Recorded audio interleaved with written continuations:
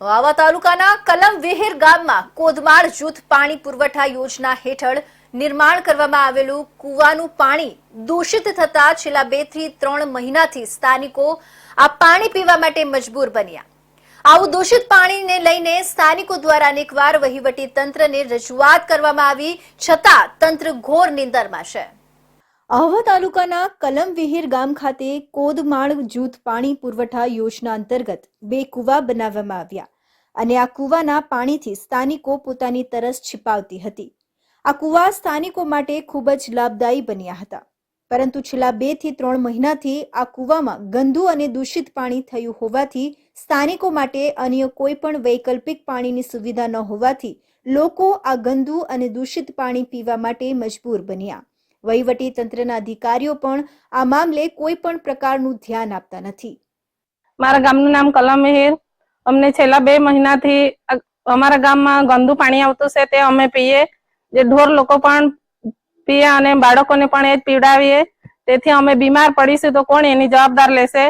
તેથી સરકારશ્રીને એટલી જ વિનંતી છે કે અમને ચોખ્ખું પાણી કરીને આપે। અમારા છેલ્લા 2 મહિનાથી 2-3 મહિનાથી એટલું ગંદુ પાણી આવતું છે કે ઢોર બી એ પાણીને પીતા નથી। મને એવું પાણી અમને પીવા પડતું છે, એમાંથી રોગચાળો ફાટી નીકળે તેની જવાબદારી કોણ લેશે? અમારા ઘરે ગઈકાલે જ એવું મહેમાન આવેલા, એ લોકોએ ખાધું પણ હાથ ધોઈને નીકળી ગયા। પાણી આટલું ગંદુ અમે પીતા નથી, તો સરકારશ્રીને એ વિનંતી છે કે ચોખ્ખું પાણી કરીને આપે।